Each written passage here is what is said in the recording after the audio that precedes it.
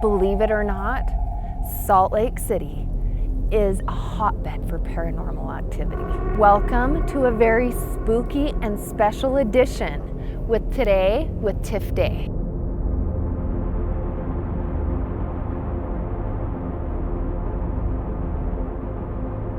Hey cutie heads, I am so excited because I have my good friend and paranormal enthusiast Dylan Myers. Dylan, what are we doing today? Well, we are taking you on a very special tour of the top 10 most haunted locations in Salt Lake City. Ooh. This is our first stop right here. Oh, okay. So this is the Mausoleum of Jacob E. Moritz, also known as Emo's grave. But a little bit about Jacob Moritz. He is an immigrant from Germany.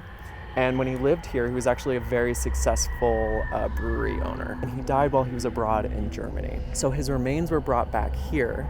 He was cremated and his ashes were set in this mausoleum. I'm like, okay. Am I supposed to be afraid here or what? The scary part is actually his life after death. The legend goes that if you light a candle and put it at the back of this grave, walk around the mausoleum 3 times chanting, Emo, Emo, Emo. And you look in this little window right here, you will see the ashen face of Jacob E. Moritz with glowing red eyes. That is scary. I know. That so many people were doing it that the city actually barred the window so that nobody could do it anymore. Yeah, if you guys can see, there's like this whole piece of metal over that. So there's no testing out with a candle today. No, absolutely not. Okay. But we can do some tests. Do you want to see what we got? Let's see it. Okay. So what we have with us right now are 2 instruments that measure the paranormal. Okay, one electronic and one analog. These are dowsing rods. If you want to hold them like this for me. Okay. Like that. You bet. So you're going to hold them like 10 and 2 just like this, thumbs up like that. Basically what this does is if there's any electromagnetic energy around this. Why is it going backwards? Pointing. They are pointing at Emo. So. What? Look at that, you guys. That's actually very interesting. Should I walk that way? Yeah, sure. Let's kind of get you up right there. Kind of no. Oh, wow. That is. Should I try it? Yes, let's see Dylan do this.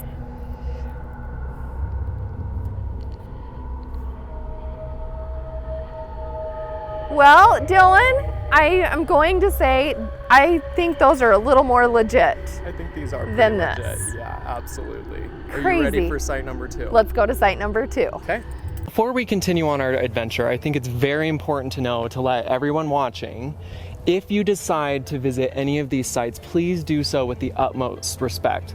And as you can see around us as well, the cemetery is actually, pretty dangerous to visit. A lot of trees were uprooted in an Arctic blast. So if you do visit, please be careful. Yeah. And be careful. Never go at night. Never ever go at night. No. Okay, Dylan, we are coming up on site number 2 in the Salt Lake City Cemetery.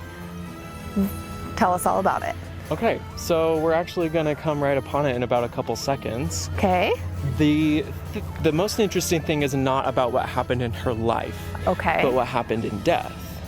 Okay. Here we are at the grave of Lily E. Gray.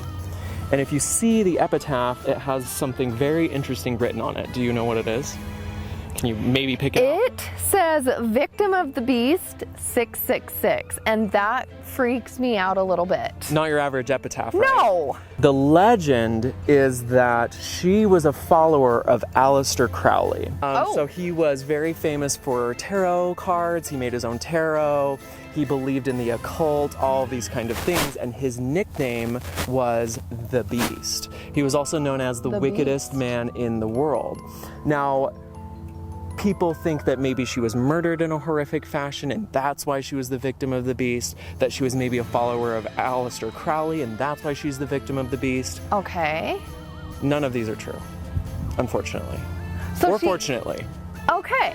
So what happened is that she had a husband who was kind of interesting. His name is Elmer. And in his old age, he actually suffered from dementia and several other ailments. The most popularized, maybe, truth that we accept about why this epitaph is here is that he had this delusion that the state of Utah killed his wife through malpractice. Interesting. So okay. it was a way to kind of get back at it. So this is a dig at Utah. This is supposed to be a dig at Utah, yes. But urban legend takes it Way further. over here. Yeah. Okay, our next spot I'm actually really excited about because I love haunted houses and I've never been here. But you've definitely heard of it. But there's a story. This place is not just a haunted house, actually. It does have a legitimate haunted history. In fact, do you know the address of this place? That's the actual address. And if you see, it also has it right there on the door. So this haunted house used to be a historic cement factory, okay? Interesting. And it's actually the home of real deaths that have occurred here. People have died in that building. Yikes. Oh, Right there. In the most horrific manner that you can possibly think of. They were electrocuted, crushed, boiled, all maimed, all sorts of horrific things. The first being George Howe. He has a really hard story. He was working in the factory alone, and he was reaching far into the machine to oil up some gears that jammed. I don't like where this is going. I don't like it. The machine started working, and his sleeve got caught, and it slowly and consciously pulled him in to the machine. Ew. And all that was left of him was a mutilated mass of flesh, unrecognizable. That's gross. You have that history, okay? So many workers ended up dying here. About 10 is what the website says. That's a lot. That's a lot of people. The scary stuff comes in its history of abandonment. This place was also abandoned for a number of years and was home to transients. While it was here, talking once again, what kind of stuff happened in the shadows and in the dark. This is also a very popular site for Satanists, too. Because of the number. Because of the number, absolutely. So you have all of that stuff going on. Now it's, one of the scariest and legitimately haunted houses in the U.S. that you can actually visit. It's a fantastic. I have not been here. I know. I was so looking forward to it. I know. I was going to go this year, but COVID, whatever. Workers here, so imagine the guys in like the scary clown masks and everything. Yeah. When they're here at night alone, they can hear people talking, people walking around, people screaming. This place is very I would not haunted. work here. Yeah, I would not work here either.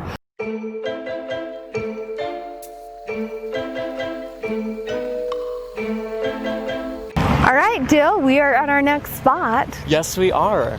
This is Salt Lake City's first luxury mansion, actually.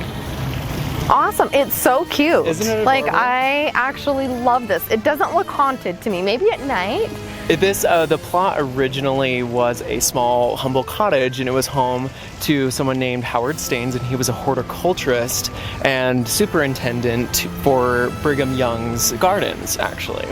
It was later purchased by William Jennings. He's actually Utah's first millionaire, and he was a proprietor for ZCMI, which is kind of cool. That is awesome. And so he remodeled the humble cottage into like this gorgeous mansion. It's beautiful. Yeah, and they lived so there all their pretty. life, and he was known to host the most lavish parties for the most prominent people in Salt Lake City. It is said here that there are two entities that live here. Both of them are women. One is a little girl. No one knows her name, but she always likes to hang out in that window at the very top. When people are alone at night, they can hear singing from this little girl. So she's a happy entity. Yeah. Yes? Sometimes, though. Okay. When she feels left out, she steals things. So when this used to be a wedding reception area, like invoices and stuff for flowers and setups and all that kind of thing, they'd be sitting on the desk. They'd disappear off the desk, so the people would come back looking for that paperwork, and it'd be gone. And it would be up in that little attic area every time. She was playing hide and seek. Now, the second entity that lives here is a woman. Also, they don't know her name. They also don't know why either of these people are here. She is a little more aggressive. She throws things. When she feels like there's too much chaos going on in the house and there's a lot of people, she throws things because she's angry. The common idea is that maybe these ghosts don't like people in their house, period. They're being territorial. Yeah, they're being very territorial.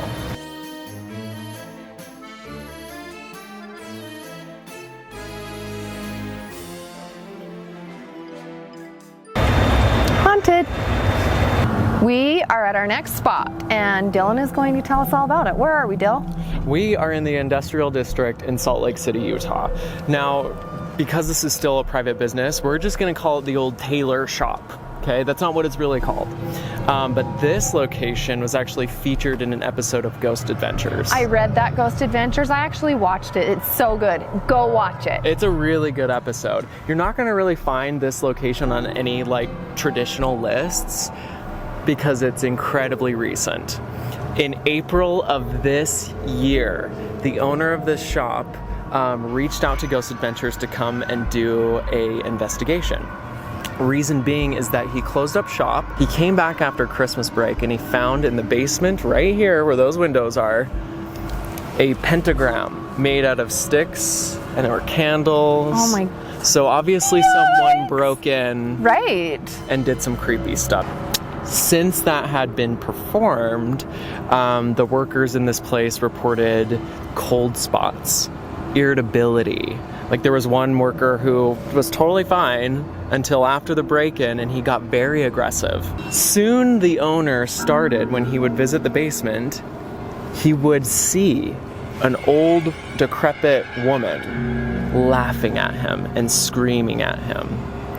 Now there's a bunch of mirrors. I don't know if it's still there, but in the Ghost Adventures episode, it is said that she can travel through mirrors. Do you remember that part? I remember that, and seriously, it scared me. I couldn't walk by a mirror in my house.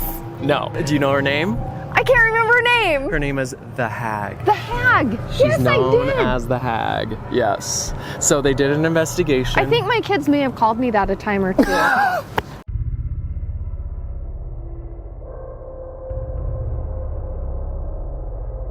So have you ever seen The Shining? I have not. But you've heard of the Overlook Hotel, maybe? Of course. Okay, and like you know the story. I know the story. All right.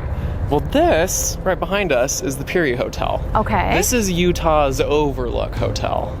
If you ever want to stay in a haunted location, this is the one. This was one of Utah's first luxury hotels. And it was quite swanky. It still is very swanky. Yeah, it looks super cute. There was a highway robbery here, like back in the day, like the cowboys and stuff like that. Cool. He like hopped on a train, okay, stole a bunch of money and some diamonds from this hotel. But one of the more tragic stories, and I haven't been able to truly confirm if this happened or if it's legend. So legend has it is that a group of Mormons were trying to do some proselyting, and they were knocking on people's doors in the hotel. Well, okay. One guest did not find that amusing in any way, shape, or form, and he shot them all to death. Yeah. Awful. A lot of workers also say that that room does have like strange energy. Lights will turn on and off. There are cold spots around that room. But what this hotel's really famous for is its elevator. I have heard of the elevator. What's its name?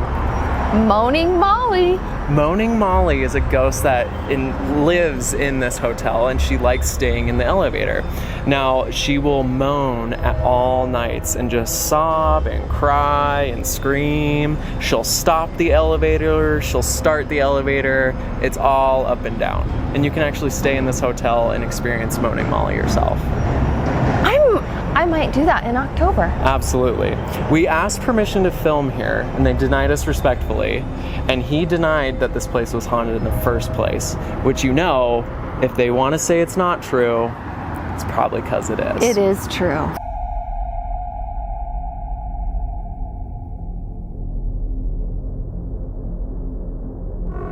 Okay, Dill, where are we? We're actually in probably one of the scariest spots on our list. Okay. What is that?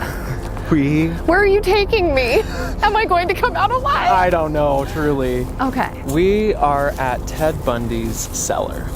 Uh-huh. This is it? This is it. Oh my goodness.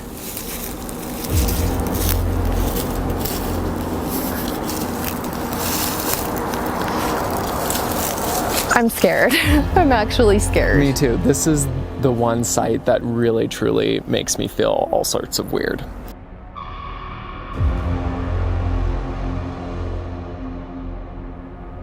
I know his story, like I've heard it so many times before. And most Salt Lakers have, if you ask anyone, someone knows someone that actually came in contact with him, because that's how many people he did come in contact with. While he was in Utah, he killed 9 women. There are bodies of these women that have never been found. Ugh. And some of the bodies were actually kept right in that cellar. Oh my goodness. So in this spot, in this site right here, there used to be a house, an abandoned house. Okay. It's secluded, like it's off the road. We kind of had to hike to get here.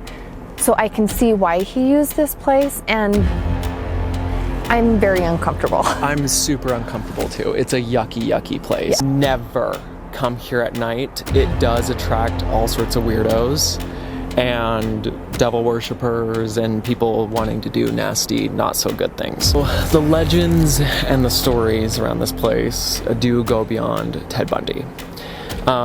It is often said that women can be heard screaming. It has also been said that people will be driving along the road right here in Immigration Canyon, and they will see women looking absolutely beat up, bruised, disheveled, calling for help. When they pull over to open the door, they will literally vanish before their eyes. There have been EVPs of screaming women, women asking for help, and even Ted Bundy himself laughing.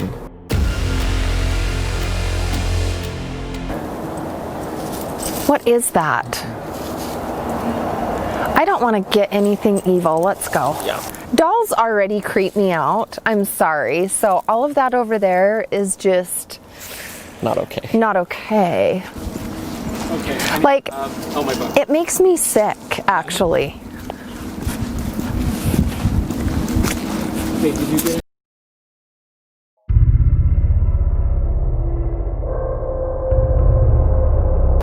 Okay, I have lived in Utah my whole entire life, and this is my first time at the Great Salt Lake.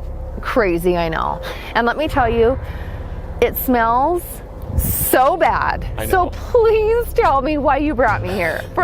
Just because it stinks? Like that's what makes it spooky, or what's the story? We're here because of the story of Jean-Baptiste, and his story actually ends here. Story of Jean-Baptiste starts in this very cemetery. 2 men were accused of beating the governor back in Brigham Young's day. Okay. And these 2 men were shot and killed by police. Now, one of these men, their bodies was not claimed by anyone.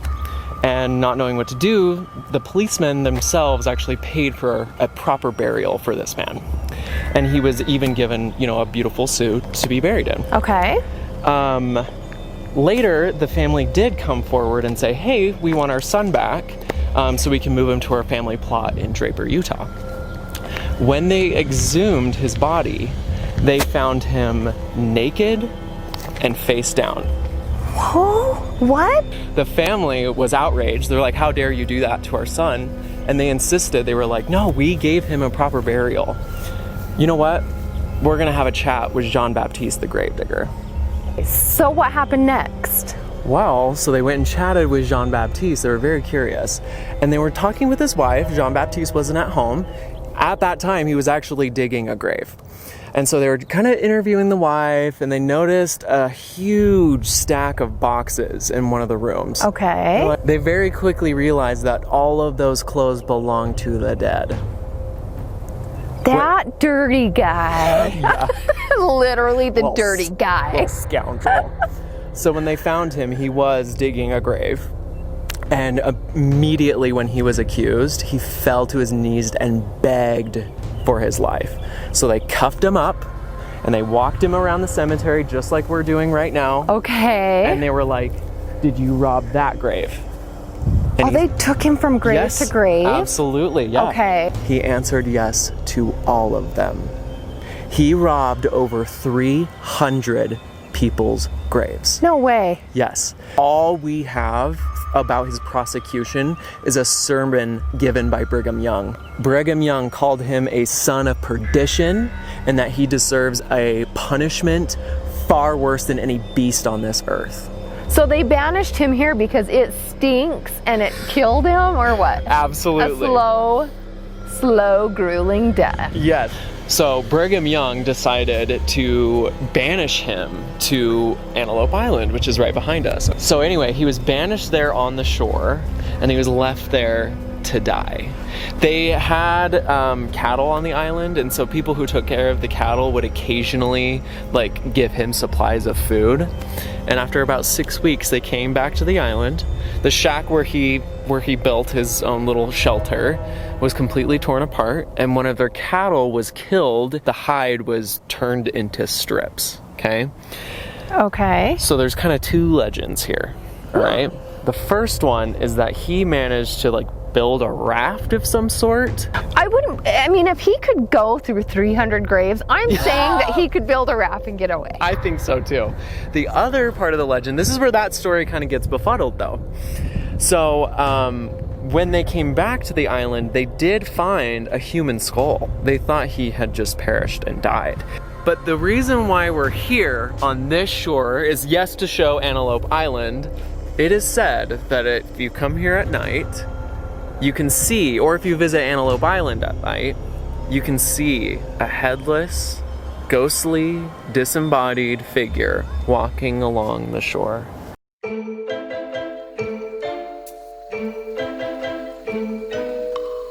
I would love to hear the story behind this one. Absolutely. This is a very fun place actually. It's Salt Lake's most famous haunted mansion. Looks like, if you've seen Casper the Friendly Ghost, it kind of reminds me of Casper's house. So this was built by the McCune family. They were railroad tycoons. They were some of Utah's first millionaires as well. This was built in the early 1900s. They spent over $500,000, and that was back in 1900, so that's a lot of money. That's a lot of money. Yeah, ton. One of the more famous ghosts that live here is McCune himself. So he likes to walk around, and he's known to be actually a pretty friendly spirit. He's very curious. If you're ever alone and you take a tour, he'll probably show up. They will see a man in a black cape walk down these stairs, and about when he hits that landing, he's gone. All the time. It's fantastic. Wow. The other ghost that lives here, this is our one location where the ghosts are friendly. Casper the Friendly Ghost. Exactly, you're exactly right. Yes. I'm so happy. There's a little girl that lives here. She's 10 years old, and they believe that she used to be a dance student. Now, no one died in this mansion, mind you. This might just be a good place where those memories are trapped here. Good memories, which is lovely. Mm-hmm. This little girl is really cute. Lots of weddings are held here, right? She loves the weddings. She often pops up in people's wedding photos. Aww. She rearranges all the bouquets. She likes touching things and messing with people's stuff. This is one place I feel like I could come and I wouldn't be afraid. No, not at all. The ghosts that live here are very friendly. Very active though. Incredibly active.